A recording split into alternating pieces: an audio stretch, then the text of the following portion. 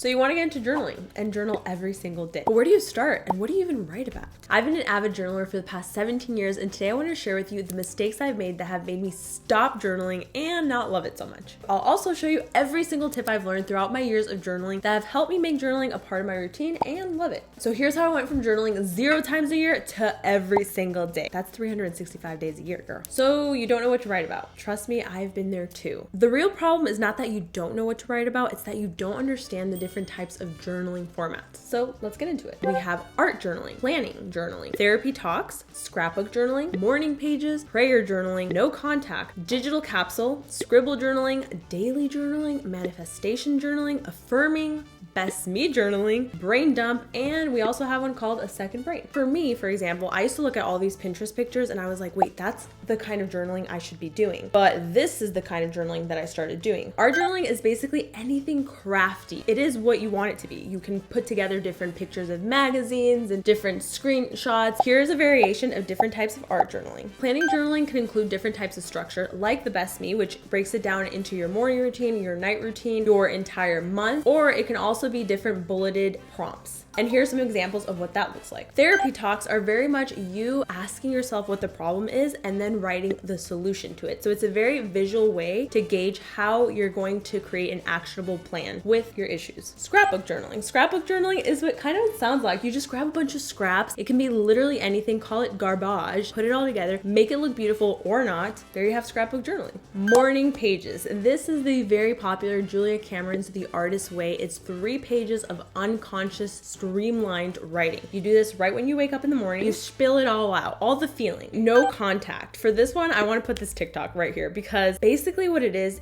let's say you break up with someone. It could be a best friend. It could be a boyfriend, a girlfriend, whatever. It's someone that you dearly love, but you can't have contact with anymore for your own good. You're literally letting out all the emotions. They're never going to see the light of day with this journal, but this journal is basically for them. Daily journaling, the most common type of journaling. So this is the one where you write the date and then you write everything that happened in the day. Personally, this is the most boring. Don't start with this one. If you have been doing this and you love it, go for it. It's your jam. But for me, this one stumps a lot of people because first and foremost, you don't want to relive your day. And second of all, it feels a bit redundant. But if you are someone that's trying to keep like a time capsule of things, this might be your go-to. Manifestation. It is what it sounds like. You basically are affirming and manifesting your dreams and your goals within the journal. Affirming. Think of this like your best friend. You're telling yourself all of the beautiful affirmations that you need in that moment. It could be something like, I am enough, I am beautiful, I got this, and just repeating it over and over again. It honestly looks really beautiful. A second brain journal is pretty much anything that inspires you and motivates you and things that you just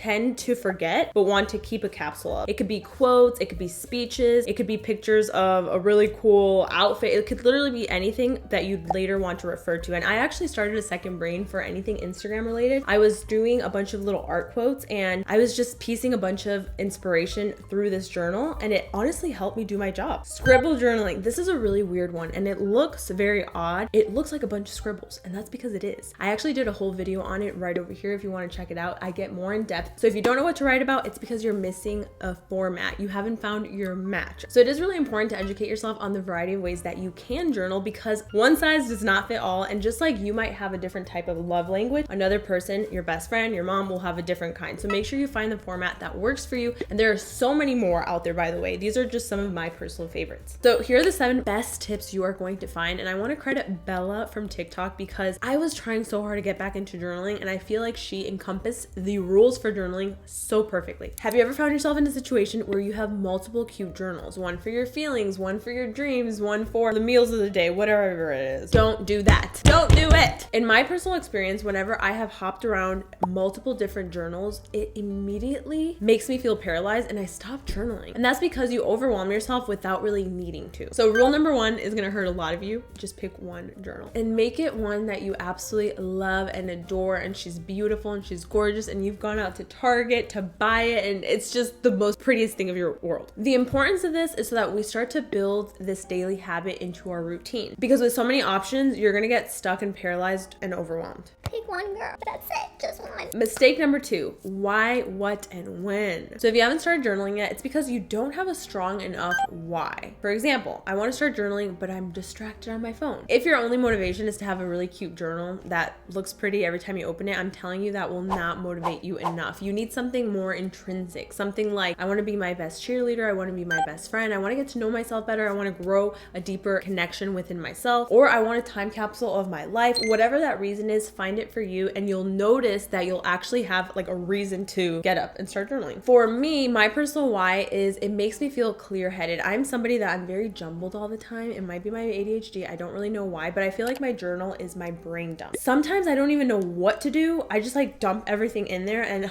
I start to see different solutions. So what do you write about? This is where you have to go into all the different formats of journaling and figure out which one meshes best with yourself. I personally don't like to write about my day. That's one thing I don't like.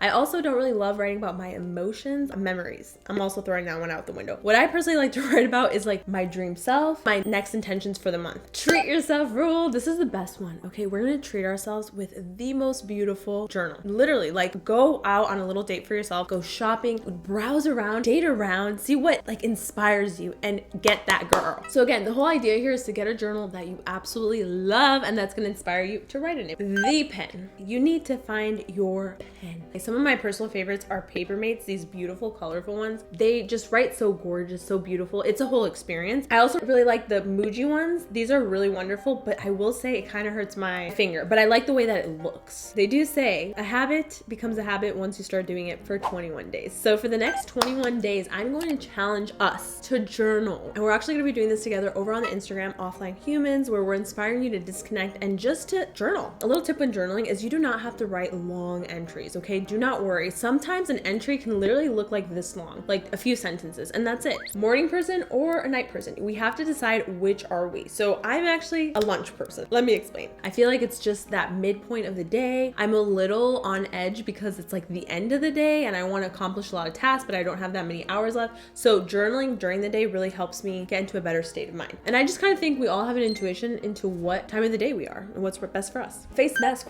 rule. You want to make journaling not a chore. It needs to feel like self-care. Literally put on your favorite music, grab yourself a little tea, create a cozy environment. I am actually currently in the process of creating my own. I'm thinking about doing a whole video about like my journaling nook. So stay tuned for that. I'm already like gathering inspiration for it. But the whole idea here is to make journaling really fun and just inspirational for you. One of the mistakes I've made is I've been trying to fit this certain mold. Don't do that. You don't want to go on TikTok. You don't want to go on Instagram and get too inspired, because what's going to happen is you're going to over emulate certain people. And then when you look at your work of art, you're going to be like, this isn't a work of art. And you're going to compare yourself, and comparison causes you to get in your head, and then you just completely scrap the whole thing. And this is something that I actually also do whenever I film videos, is I don't look at anybody else's work because I just feel like I start to emulate them. Comparison is the thief of joy. You'll start to notice that you'll find beauty in the way that you start to do things. How I journal. Okay, these are my personal experiences. I'm a crazy lunatic. So for me, I literally sometimes will just start with, Dear Natalie, and I'll kind of act like a little therapist and ask myself little cute questions. Another way that I like to journal is I like to call on a higher being. I'm like, dear God, this is how I'm feeling today, blah, blah, blah, blah, blah. And that kind of helps me going. Today is actually the moment. I'm gonna go get myself a journal because I'm starting this little journaling challenge with you. I'm gonna make this a whole moment. I'm gonna go get myself a little drink. I'm gonna browse around. I'm gonna get excited and feel what type of journal like calls to me. And then I'm gonna go home and I'm gonna Instagram and show you guys the journal that I end up picking, and I'm gonna journal for the next 21 days. Moving forward, I'm imposing 4 different rules on myself on how I'm going to get into journaling. Again, rule number 1, I'm not gonna do morning pages. Instead, I'm gonna kind of do the whole Dear Natalie, speak to myself, affirm myself, and maybe even continue to plan out my day. Rule number 2, I'm not gonna scrapbook. No, I feel like it's just too overwhelming. I always overexcite myself by thinking that I can accomplish a few pages in one afternoon sitting, and that just has never been possible, and it's always made me feel disappointed at the end of it. So no scrapbooking for me. Rule 3 is I do not have to fill out the entire page. If I feel like just writing a few sentences, 1, 2, 3, that's more than okay.